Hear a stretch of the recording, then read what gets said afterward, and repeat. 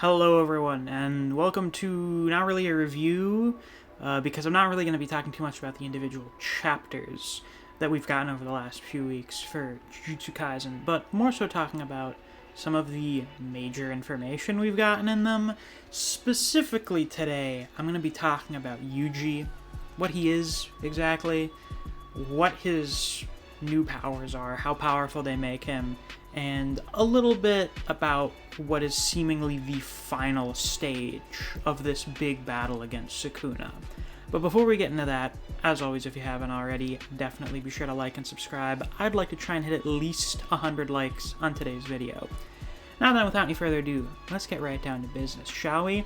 So, first off, last week we got a very big reveal, some confirmation on technically multiple theories at the same time. I mean, it's sort of proving and disproving various things, but more than one of them ended up being correct. First things first, Yuji is related to Sukuna, technically. This is because it was confirmed that Sukuna was indeed supposed to be a twin. Not necessarily a conjoined twin, but what seemed to happen was that his mother was starving. There was maybe some sort of famine going on, and in order to avoid starving and dying in the womb, he consumed his unborn twin. And that would explain why he has the double features, why he has such a stupid amount of cursed energy, and presumably why he has two curse techniques. Unless the furnace is also a part of Shrine, and Shrine actually is the malevolent kitchen, and everything's just a tool in the kitchen. Who knows? Maybe that's a possibility. But if they are two different techniques, that explains why. So we finally have a confirmation on the twins theory for Sukuna, which does, I think, pretty adequately explain why he's so busted. He's basically two special grades at the same time.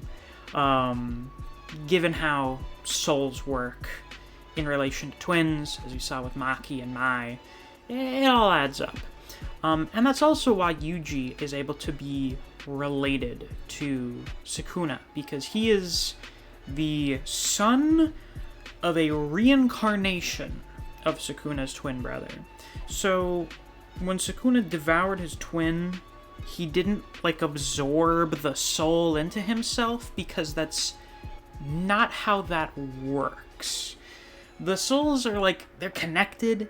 They're, technically the same person, but they're still inhabiting separate entities. So it's gonna go somewhere, even if it's still just remaining within Sukuna's body. How did it end up leaving and going somewhere else?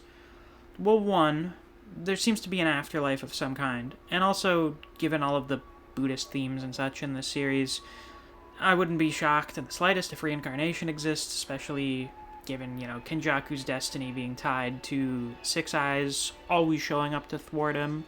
I wouldn't be shocked if that was the case. However, another thing that may be possible is after Sukuna died, was mummified, which, very interestingly, that form of self-mummification is usually brought about by starvation. A very interesting thing for Sukuna, someone whose whole deal is about just eating whatever he wants, sating his hunger for whatever he desires. That's an interesting little detail there.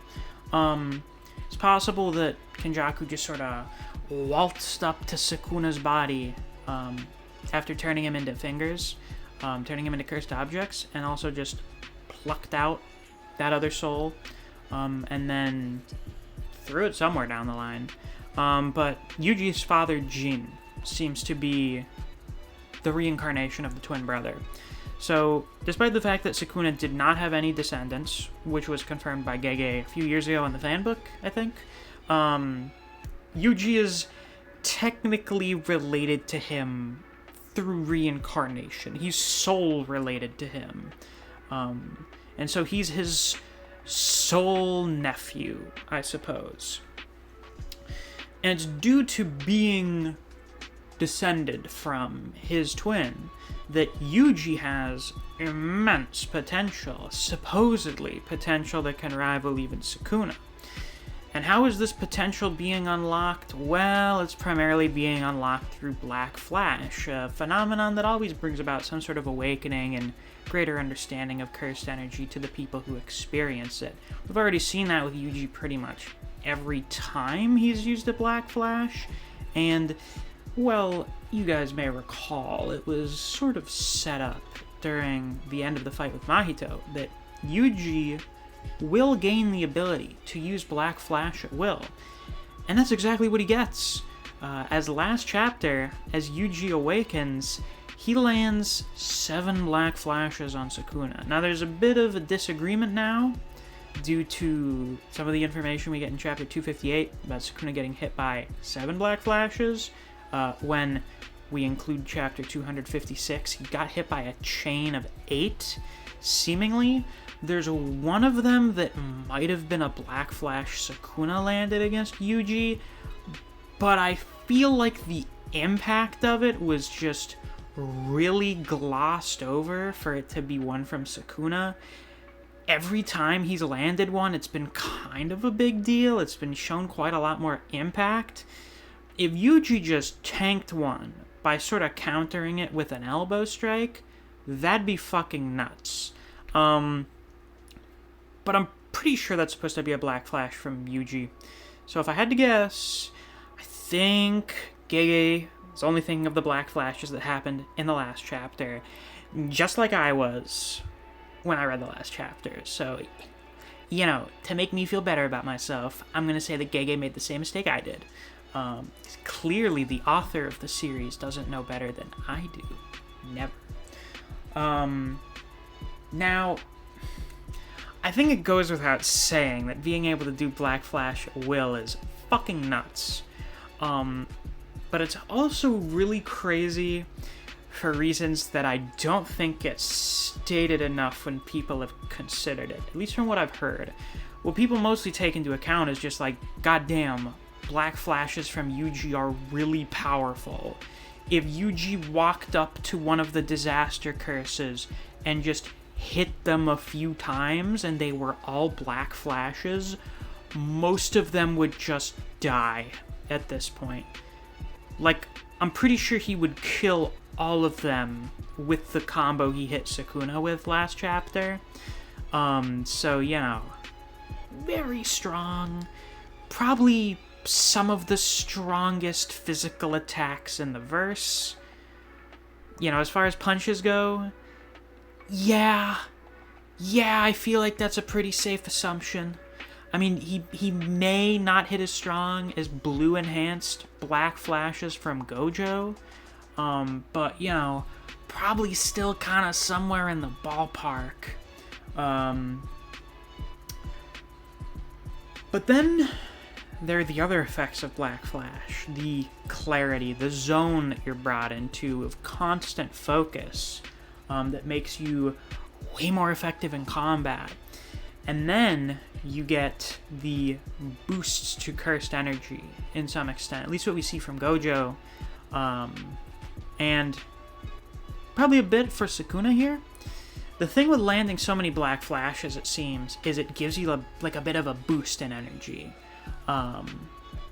Which means as long as Yuji keeps landing Black Flashes, he's gonna keep getting more cursed energy back to keep fighting, to keep using reverse curse technique, to use the other techniques he has now, and the clarity that these Black Flashes will give him will make it easier for him to understand and make more effective use of the techniques that he has now, make better use of reverse curse technique. So now Yuji not only is constantly dealing like critical hits with every attack that he lands, of his choice. You know, he can land it at will, so if he doesn't will himself to do a Black Flash, he won't. But why wouldn't he outside of like a sparring match? You also have the fact that he is now pretty much self-sustaining as long as he keeps hitting his opponent, and he will just perpetually get better at using his techniques. he's turned into like an infinite motion machine. The combination of infinite black flashes with someone that has really good learning potential and a lot of room to grow is crazy. Like, he's gonna skyrocket so high. He's already gone up so high over the span of, like, the last 3 chapters. So we should probably get into those things now, too. These things that his experience with will be enhanced by him being able to do Black Flash whenever. So he already knows Reverse Curse Technique. We established that several chapters ago. And performing it should be easier now with the zone he gets into from Black Flash. The boost in output that he'll get, presumably, helps him continue to do Black Flash, so he can just keep healing himself as long as he keeps fighting. We then have Blood Manipulation, which he's not super proficient at using yet, but he is able to do basic things like make his blood explode, and he can do Piercing Blood with Chozo's help. He's not very good at maintaining convergence yet, but since he can do Black Flash at will now, whenever he gets into the zone, it's going to be much easier for him to figure out how to use convergence. Then we have the confirmation last chapter and showcasing of Yuji learning Shrine. Now, he only seems to know Cleave and sort of like a toned-down, weaker version of Cleave, because he's not experienced with it, and also, Yuji's a very different person from Sukuna. I really like the different manifestations of Shrine through Sukuna and Yuji. Whenever Sukuna uses Cleave or Dismantle, they're just wild slashes going everywhere. They tear apart everything indiscriminately, to his own whim. They destroy life wherever they strike. In Yuji's case, whenever he uses Cleave, the little, like, scissor cutting marks show up to show where you're supposed to cut. It shows that Yuji is a much more cautious and caring person when it comes to using this technique. So, thus far, as far as we've seen, its output, its damage isn't as potent as it is with Sukuna, but that's just reflective of the fact that Yuji is not monstrous like Sukuna is. He's not completely inconsiderate of all life and all things around him.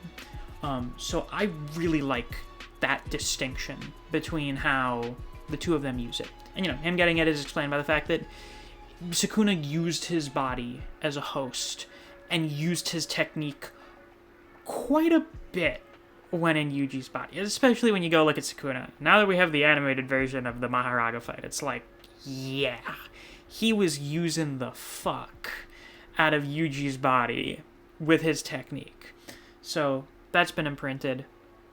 Him being there has given Yuji even more proficiency with Jujutsu, so that helps. And then we have the Yu soul swapping training. I'm not the biggest fan of it being revealed here like this. It feels kind of random.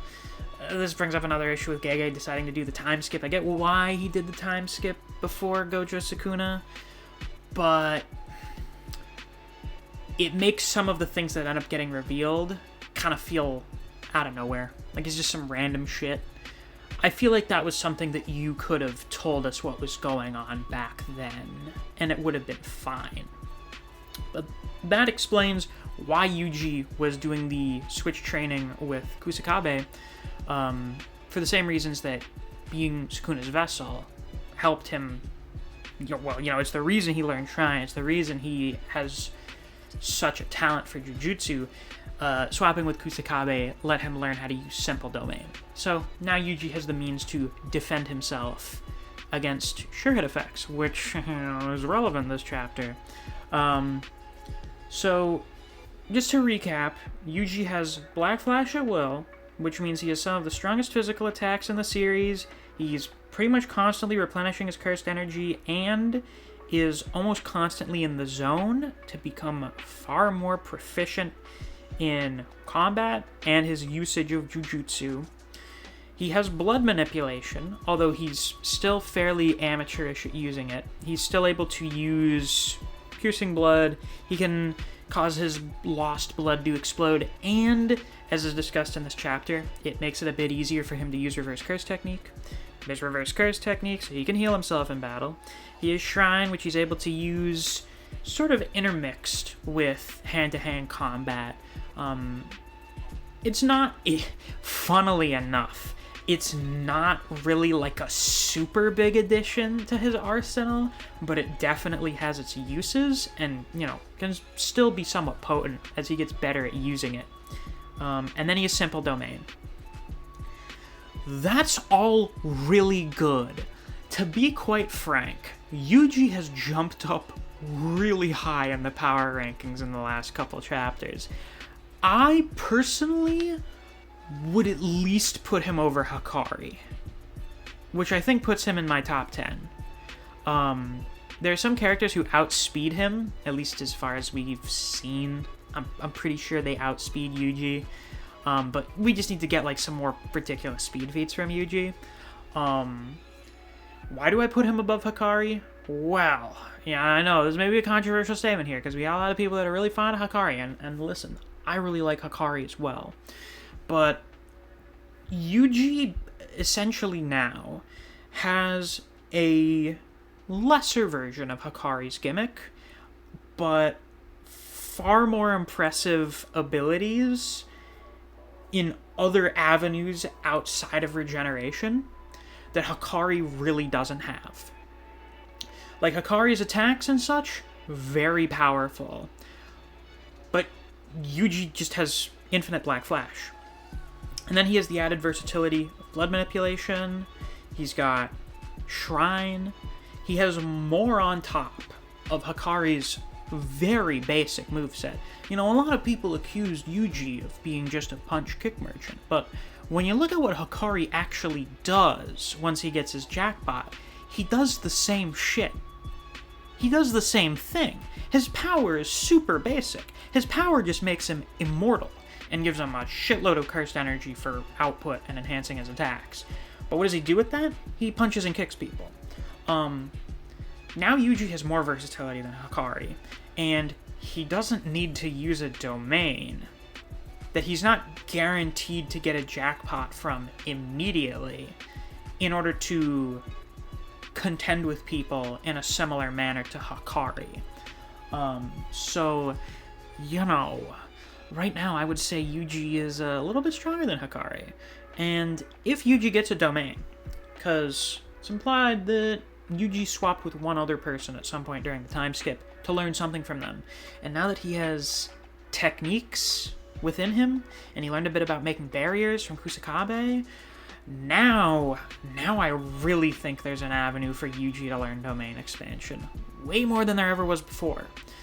Once he gets that, it's solidified. Yuji's a special grade. He's already breaking the rules by being able to do Black Flash whenever he wants. When you have physical attacks that are as powerful as Yuji's Black Flashes, and you can do them whenever, and it's constantly reinvigorating you, and then you have an incredibly versatile technique in blood manipulation, and a potentially very potent damaging technique with Shrine, and you have a simple domain to defend yourself from domains, you're top tier. Well, not top tier. You're high tier. You're special grade. And that will only be solidified once he gets a domain, once he becomes more proficient at blood manipulation, once he learns how to use convergence better, once he learns how to use flowing red scale and can boost his physical abilities even further. Oh my god, I've talked about this for years, I think. Yuji being able to boost himself with flowing red scale. That would be insane. If he's not already competing with Toji and Maki in terms of physicals, he sure as shit would be then. You have his potential to learn Dismantle in addition to Cleave, because he's really only shown himself to be able to use Cleave thus far. There's no question Yuji's going to be top tier. Gojo was correct. Maybe not for all the reasons he would have expected. He probably didn't figure he'd learn blood manipulation. But, Yuji's getting up there. He's getting very high up there. Very quickly, which, there can be some criticisms about. But all of his power-ups, for the most part, were set up years ago. These were things set up way in advance. oh, why didn't he learn them more gradually over time? How many of the power-ups in this series have been gradually learned over time? Not very many of them. Sure, there's usually a bit of growth upon them after the fact, but in terms of, gaining a new power, it pretty much always just happens immediately. It's not really a new thing for the series. So yeah, overall verdict for Yuji, bag very deep now. He has gone very high up in the power tier lists. Now, Sukuna is not done yet, because he's Sukuna. Much like whenever Gojo could do something, because he was Gojo, Sukuna's doing some stuff here as well. Now, while Gojo was able to reinvigorate his reverse curse technique after his black flashes, what Sukuna did is he just sort of rewired his brain to do his domain expansion again. He created a new circuit in different parts of his brain with a shitload of binding vows to do his domain again. Yes, he's been able to maintain the range and the damage output somewhat, but the domain is still incomplete. It's fairly unstable. It's only going to last for 99 seconds. He fucking stole Gojo's hand sign for it, because he really only has, one hand he can use for it now. So it's an incomplete domain. And I really like the visual for the incomplete Malevolent Shrine, because it sort of seems like whatever creature the bones in the shrine come from is here, or whatever creature's contained within the shrine is shown here. I like that when it's incomplete, it seems to be like a living thing, or some sort of unbound creature that's typically sealed within the shrine. It's really cool. I'm a really big fan of it. Now, this domain's not going to last. However, Sukuna's very clearly intent on ending things now before it gets to that, which is why he's now opened the black box. And the thing within the black box is the furnace, or the divine flame. So, after all these years, after 3.5 years or so, the divine flame, the furnace, is revealed. And, I guess now people can stop calling it Fuga, because Fuga is just open. Now, if I recall correctly, the Japanese name for the attack with the kanji or the furigana, because Japanese has more than one written language, is kamino, which I understand right. It means furnace. I think it means furnace in the kanji, but then the furigana means god. So it's a pun. Those Japanese authors love doing puns with their multiple written languages. So it's supposed to be kind of both at the same time. It's furnace and God. It's God's flame, the divine flame. We combine the two together and we maybe call it the divine furnace. This is either a separate technique or everything in Shrine is part of one singular technique. Either way, really cool that we're learning that now.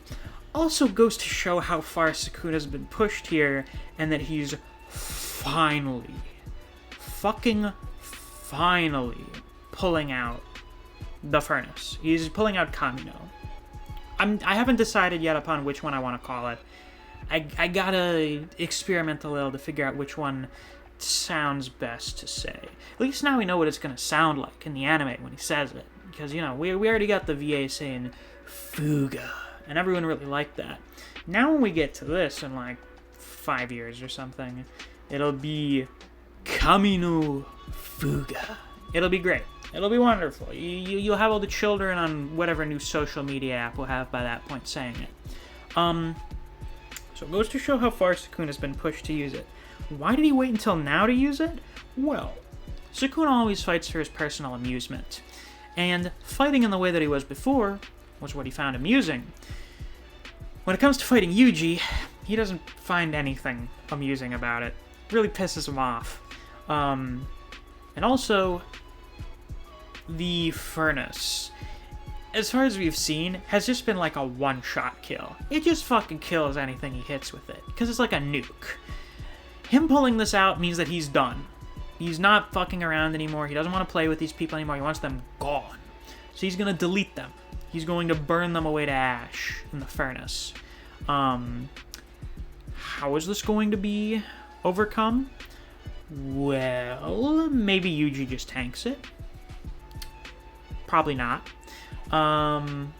Someone can maybe tank it. Who knows? Hikari shows up and he face tanks it, because I think Hikari could maybe do that. As long as it doesn't, like, vaporize his brain before he can heal over the wounds he's incurring. I'm not entirely sure. Maybe someone does, like, a domain to capture him. They hit him with a surprise attack to throw him off as he's casting it. I imagine, start of next chapter, we're finally getting the full explanation for Sukuna's technique. Maybe even he explains it. Maybe he shows his hand, which he said would be cheating, because he just really fucking hates Yuji. And really, with all the binding vows and trade-offs that he's been doing in order to maintain his damage output throughout the course of this fight, he just needs it to make sure that this attack is as strong as it can be. But we're finally here. We're finally learning this big information. And again, you know, at this point, for certain, I haven't really heard anyone making the same complaints that, oh, you know, it feels like no progress is being made against Sukuna. We get the Sukuna cycle going on forever.